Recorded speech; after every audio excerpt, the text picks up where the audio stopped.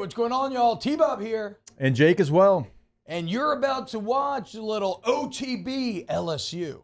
We're going to give you all the latest, greatest between LSU football, baseball, women's basketball, softball, and everything in between.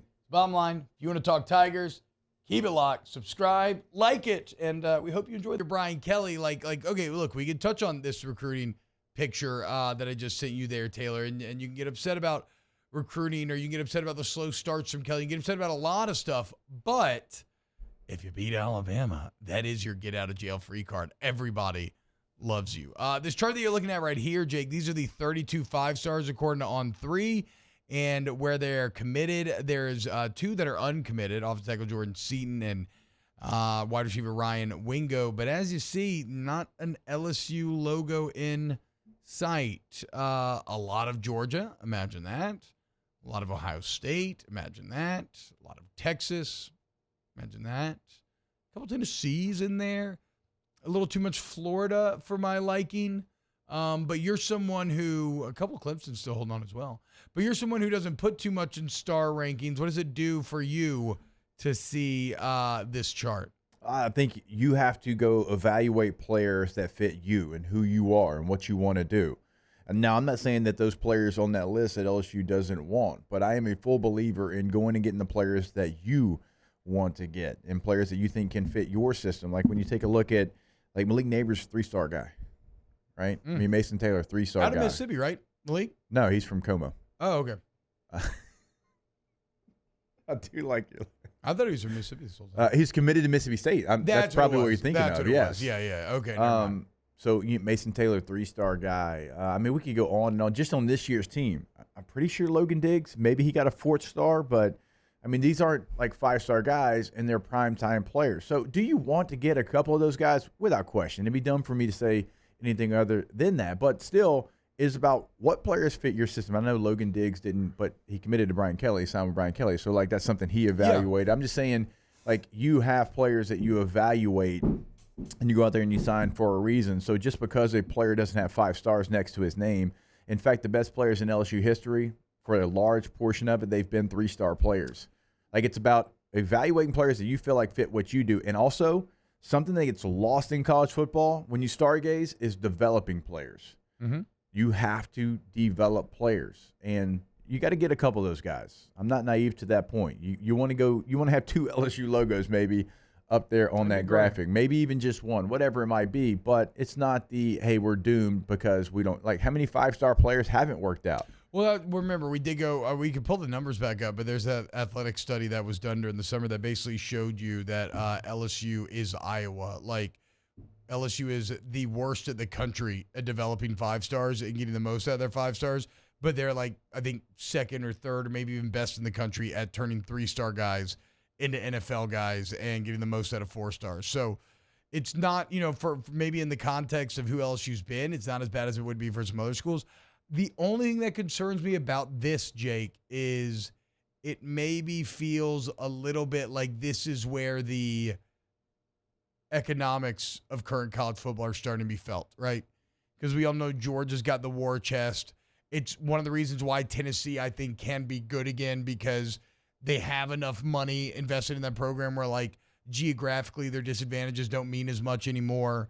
Ohio State, certainly, we all know about that. Ohio State's talking about paying kids just to come on visits nowadays. We know about the Florida Collective.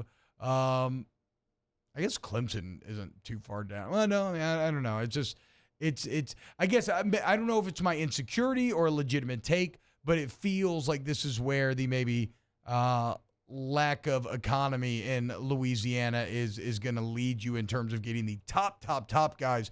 Because, I mean, every one of these guys, Jake, how much money do you think they're going to make, like, as soon as they step on campus? I mean, hundreds of thousands, right? Oh, yeah, for sure. Yeah, that's what I'm saying. LSU's got the one tight end from Zachary, and I think his NIL evaluation right now is like $169,000. A tight end from Zachary? Yeah, he's the highest rated recruit in this upcoming class that's committed to him. Damn, bro. They got Central on Friday, unfortunately. I mean, you go back to the 2020 LSU class, and it's like you had 3 5-stars. 2 of them didn't finish their career at LSU. That happens more and more often nowadays. Yeah, it does, without question. You go to 21. Your highest rated recruits were Mason Smith, Sage Ryan, Chris Hilton, Derek Davis, and then Garrett Nussmeier. So, I mean, we could go in, under all of those players. Like Armani Goodwin was higher rated than Brian Thomas Jr. You got to go down a long way to find some of the other players that are making an impact.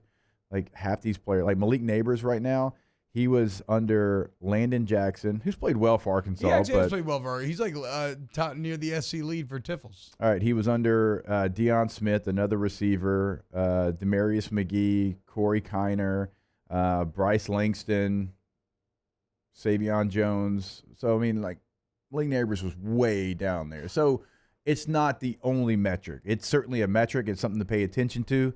But I am a much bigger believer in recruiting and getting good players. Like, you have to still go out there and compete for these players. But how do they help you? Are we just getting a player to get a player? Like, if we have 7 running backs right now that are really good players, but there's a 5-star running back, how many resources do you put into that player, knowing you have 7 that are going to be sophomores or younger?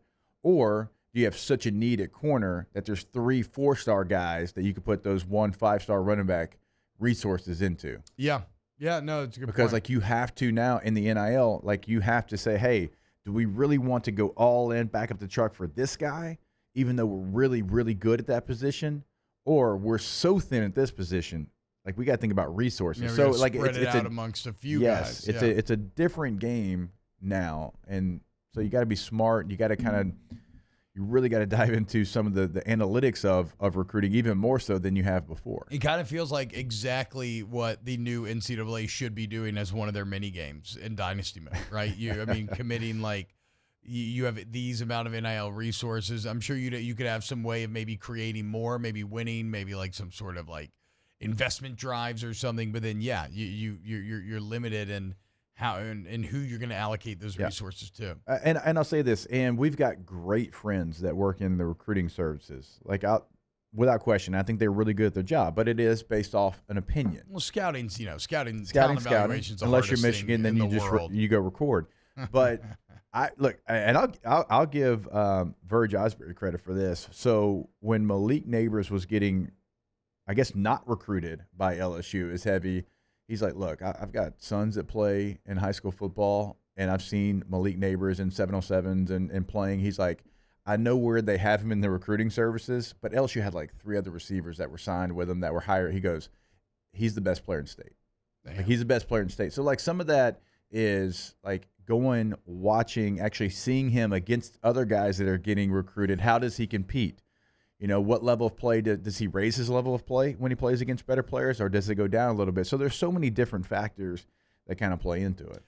Jesse McCormick, are the internet talent scouts just really poor at rating? Well, no. I mean, look at NFL drafts, right? Yeah. Like the hit rate's what, like 60%, maybe actually the elite hit rate's like 55, 60%.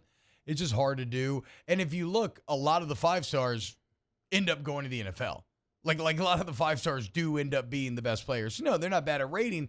It's just that it's like predicting the weather or batting in baseball. It's just one of those jobs where being right is just very hard to do, right? And so even if you're I've told you the Seahawks, if you were a 5-star recruit in high school, it's actually a negative mark against you in the draft process because John Snyder says that you came in entitled. Yeah. And it's a knock against you. Not saying they won't draft you, but it's something that they actually give you like a negative check mark because they feel like you've kind of been given a lot of different things throughout your path.